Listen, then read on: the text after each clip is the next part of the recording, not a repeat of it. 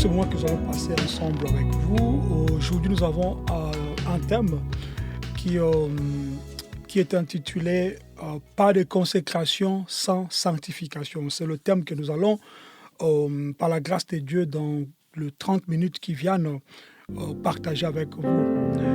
Je veux d'abord prier pour, avant de commencer, je vais d'abord prier. Seigneur Yeshua, nous te disons merci. Merci pour ton amour, merci pour ta grâce. Yahweh, nous voulons laisser ces instants dans tes saintes mains. Sois avec nous, dirige-nous par ton esprit. Laisse que ma bouche ne puisse que parler ce que toi tu me donnes à parler, Seigneur. Que tout ce qui vient de mon cœur, car je sais que dans mon cœur, c'est rempli de ta parole, car la Bible me dit que c'est la bouche du cœur que la bouche parle. Tel que tu es dans mon cœur, Seigneur, parle à moi dans l'esprit, afin qu'une personne puisse comprendre les oracles du Seigneur. Ainsi dit le Seigneur. Ainsi dit le Seigneur. Nous voulons te dire merci, Papa, car nous croyons que tu es avec nous. Soit avec chacun de nous, avec chaque soeur, avec chaque frère qui va partager ces moments avec nous, au nom de Yeshua. Amen. Pas de consécration sans sanctification. Pas de consécration sans sanctification. C'est le terme de notre émission ou bien exhortation du jour. Bienvenue pour ceux-là qui ne nous connaissent pas. Nous sommes les avertis, nous diffusons des messages sur YouTube depuis un certain nombre d'années et nous sommes en train, n'est-ce pas, de le faire encore aujourd'hui. Cette vidéo sera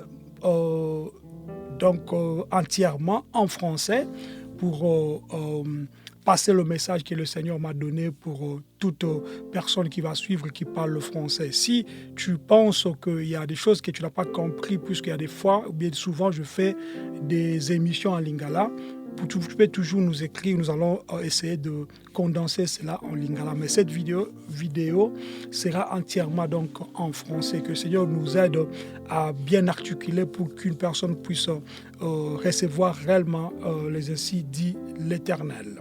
Avant d'entrer d'abord dans le vif du sujet, je vais essayer d'abord de définir c'est quoi la sanctification, c'est quoi la consécration, puisque ce sont vraiment des éléments très cruciaux pour notre vie chrétienne, très crucial pour la vie éternelle, puisque nous allons le voir dans quelques minutes ici, l'importance de la sanctification et de la consécration dans nos vies en tant qu'enfants de Dieu ou en tant qu'humains, puisque ces messages s'adressent aussi à ceux-là qui n'ont pas encore donné leur vie au Seigneur Yeshua HaMashiach.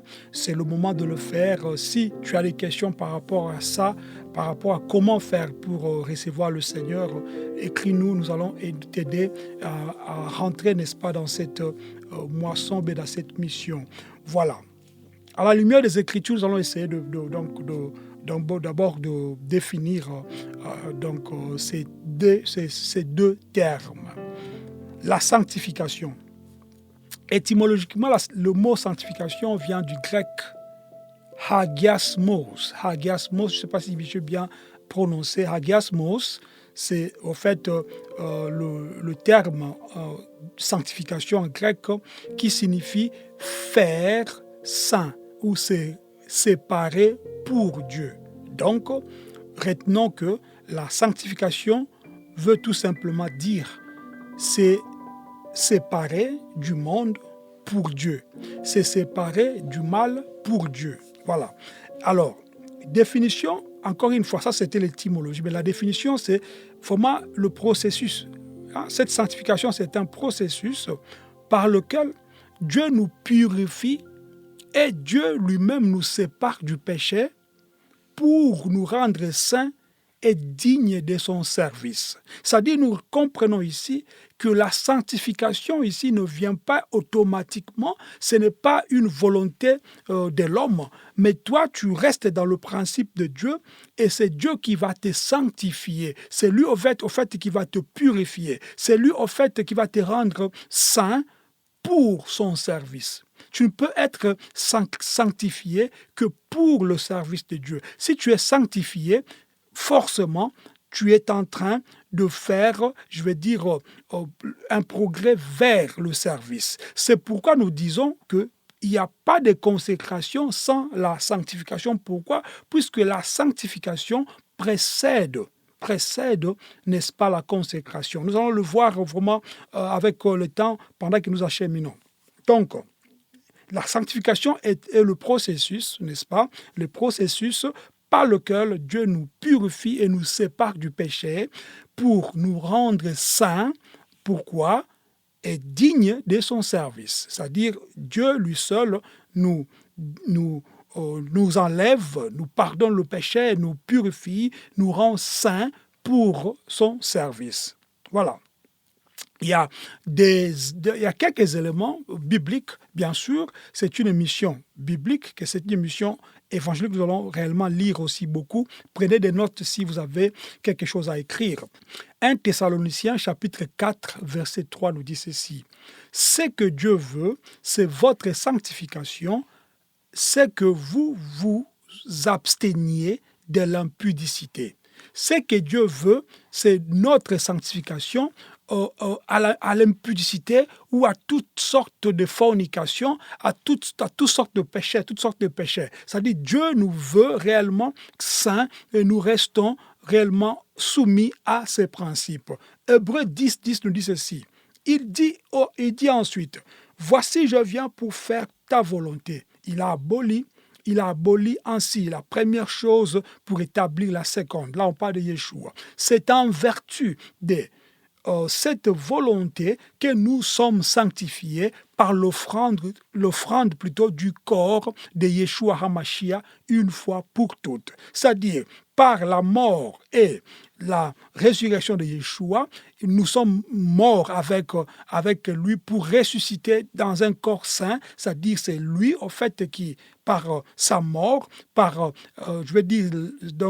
son sacrifice, nous sommes devenus, n'est-ce pas, sanctifiés, ou nous sommes devenus, n'est-ce pas, enfants de Dieu, bien sûr, au moyen de son sang. Romains chapitre 6, verset 19 nous dit ceci.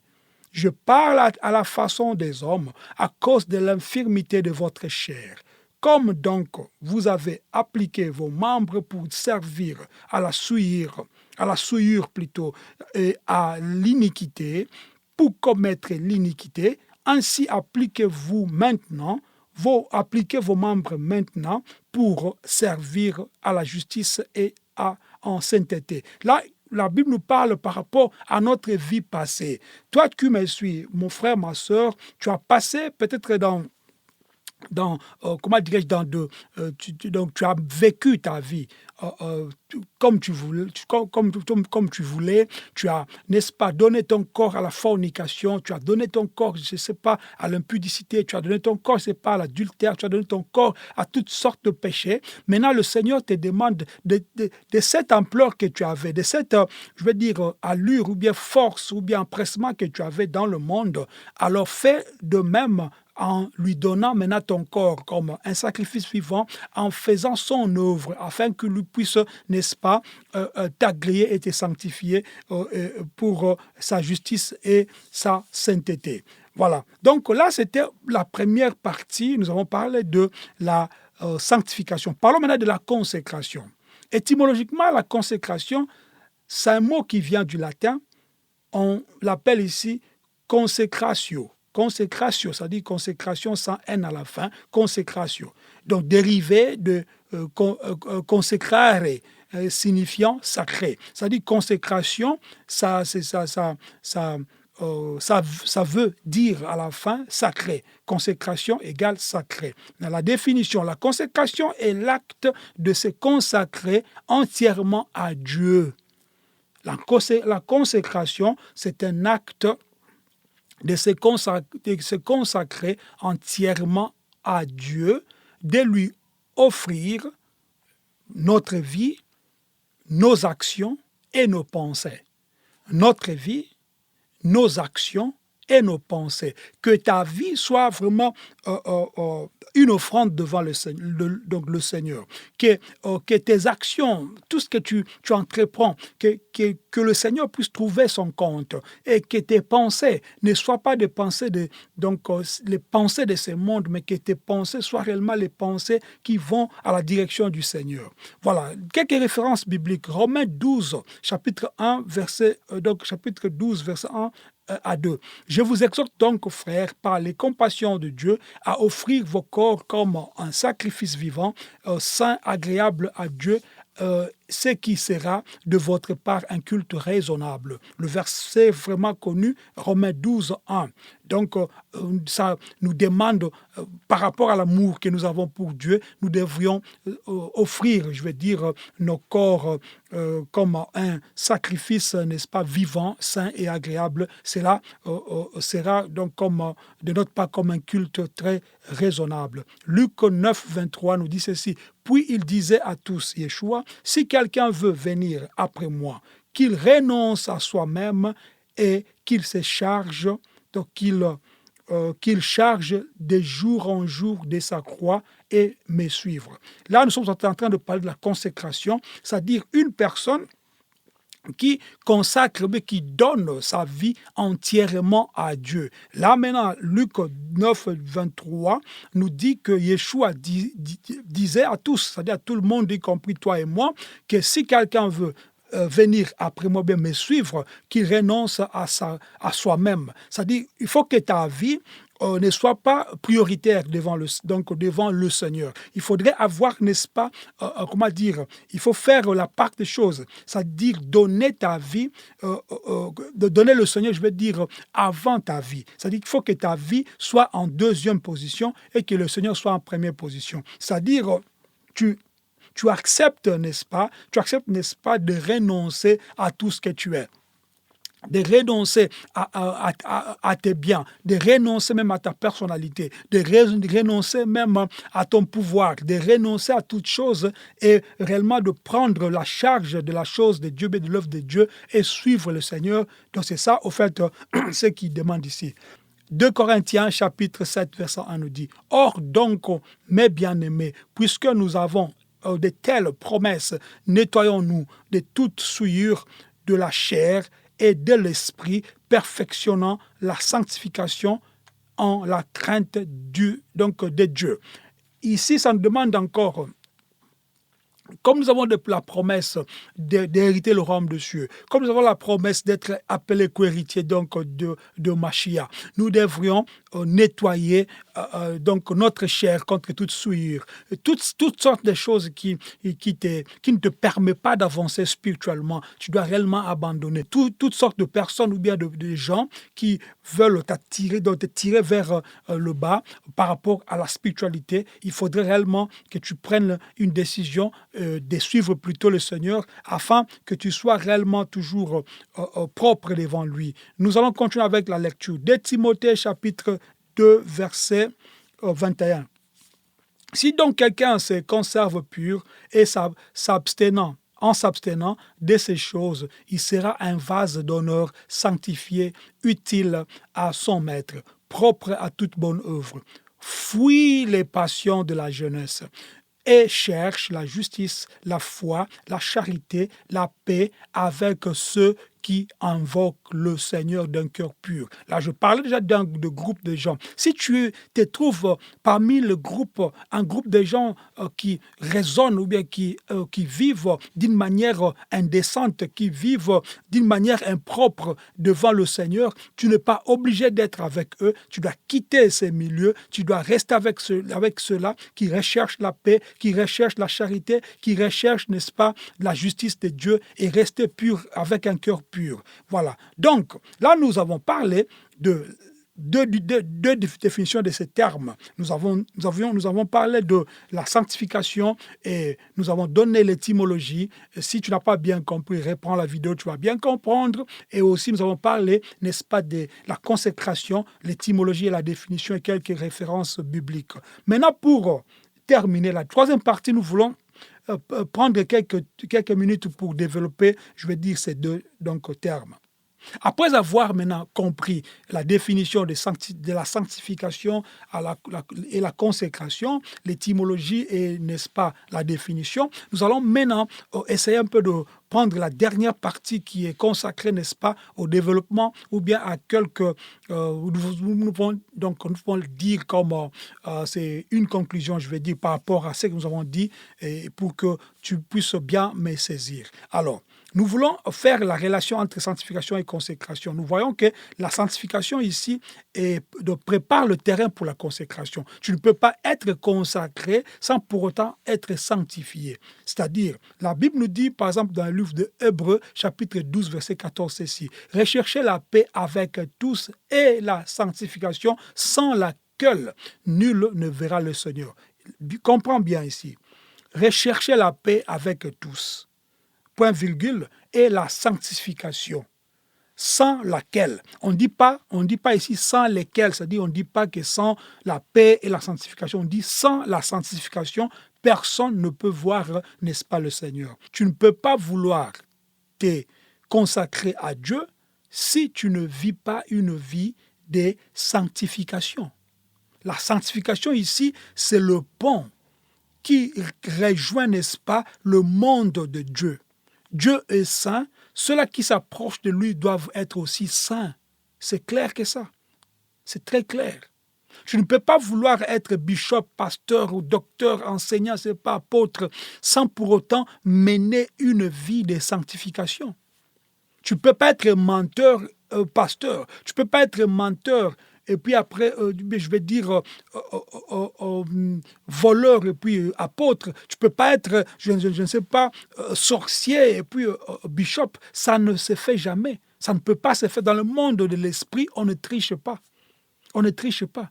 Même les démons, ils savent si tu fais quelque chose, si tu ne vis pas la vie de sanctification, le démon même le savent.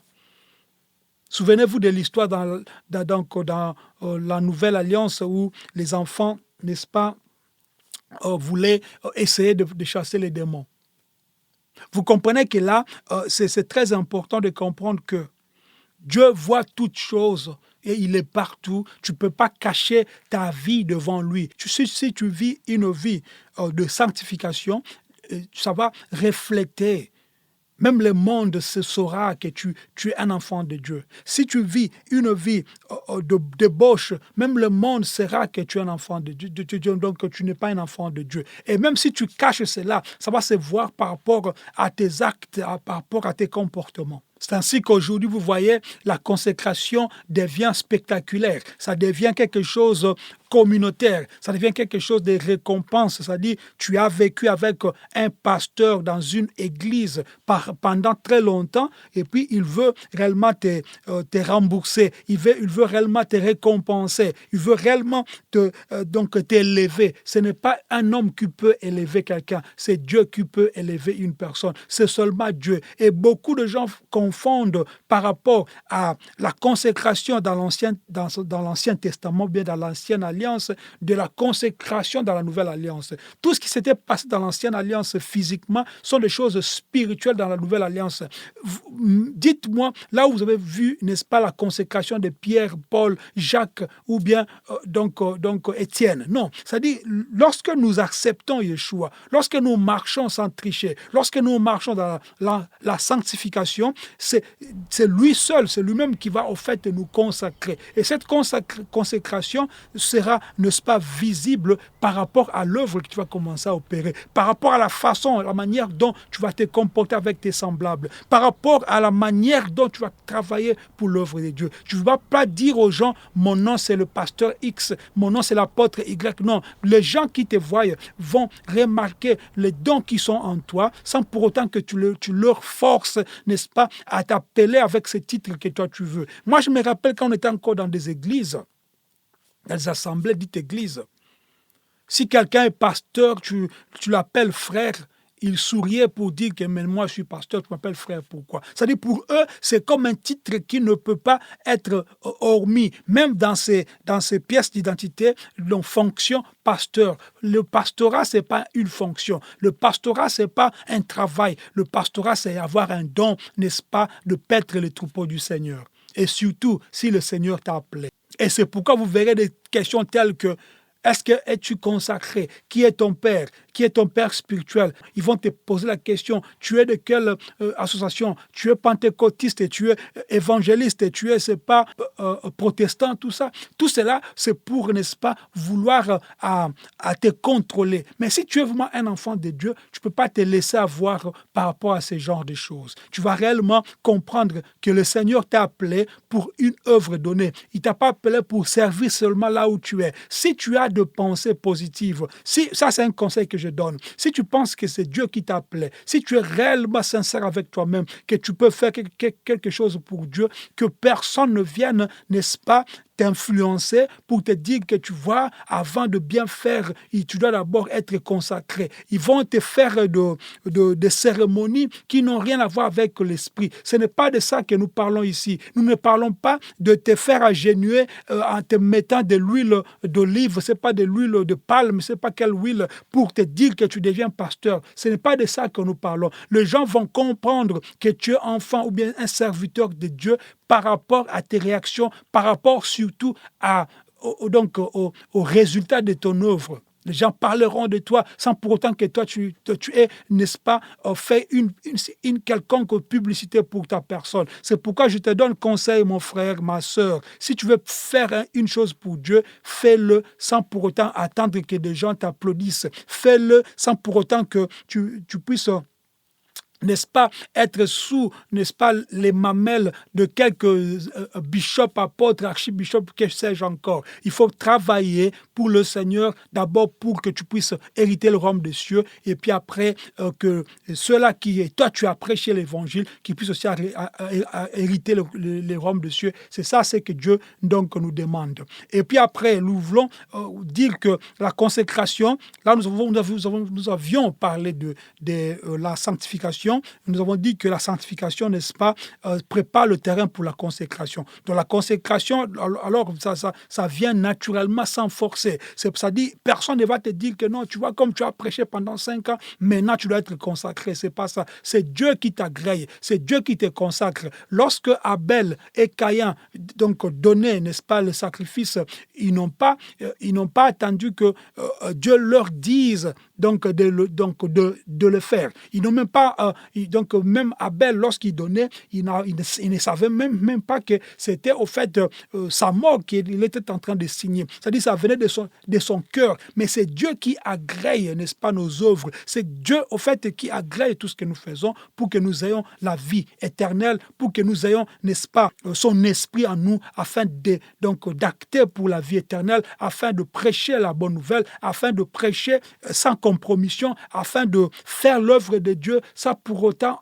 donc attendre en retour que les gens te donnent, c'est pas de respect, de courbettes, tout ça, ce n'est pas de ça que nous parlons. Nous parlons ici de la consécration d'une vie donc dévouée pour Jésus, d'une vie dévouée pour Yeshua, d'une vie réellement renouvelée, d'une vie réellement régénérée pour Yeshua, d'une intelligence qui ne vient pas de ce monde, une intelligence qui est renouvelée, qui est régénérée de Dieu, que le Seigneur lui seul commence maintenant à te donner tout ce qui te manque afin que tu puisses perfectionner donc le chemin que tu es en train de suivre, et à la fin, il va te consacrer. C'est comme ça qu'il faut prendre donc les choses. Donc à force de t'approcher près du Seigneur, n'est-ce pas, il va t'équiper pour son œuvre. À force de vivre une vie de sanctification, le Seigneur va maintenant te remplir, n'est-ce pas, de ses dons. À force de vivre une vie digne et propre devant le Seigneur va commencer, n'est-ce pas,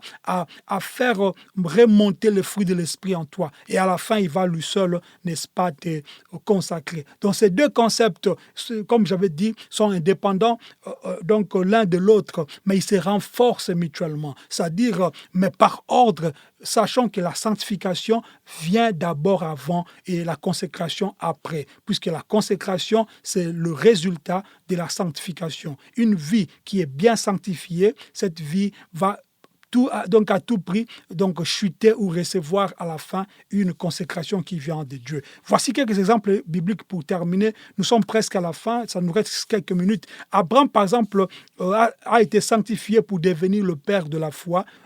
consacré à suivre Yahweh, même dans les moments difficiles. Genèse chapitre 22.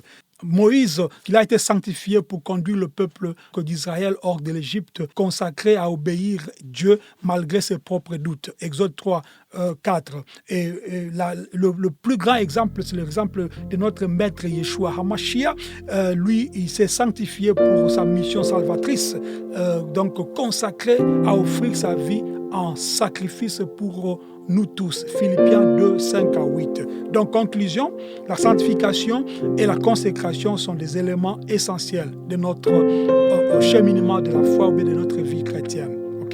En nous sanctifiant, Dieu nous prépare pour la consécration. Engageons-nous, ça c'est un conseil, engageons-nous réellement pour poursuivre la sanctification et ensuite nous verrons la consécration dans nos vies. Et c'est comme ça qu'il faut voir les choses. Que chacun de nous soit encouragé par ces messages. Que chacun de nous, toi qui me suis, soit réellement enseigné par ces messages et que tu puisses regarder, faire la rétrospection de ta vie. Est-ce qu'il y a quelque chose qui te manque par rapport à la marche de ta vie pour que tu puisses être sanctifié, pour que tu puisses demeurer, n'est-ce pas, dans la vie de la sanctification? Je te demande encore une fois, mon frère, si tu n'as pas encore fait une décision, pris une décision. Il y a des choses qui peut-être te bloquent pour ne pas avancer sur le chemin ou bien entrer sur le chemin de la sanctification. C'est pourquoi toi-même tu sais qu'est-ce qui te retient. Alors je te demande de faire la prière seule après cette émission et demander à Dieu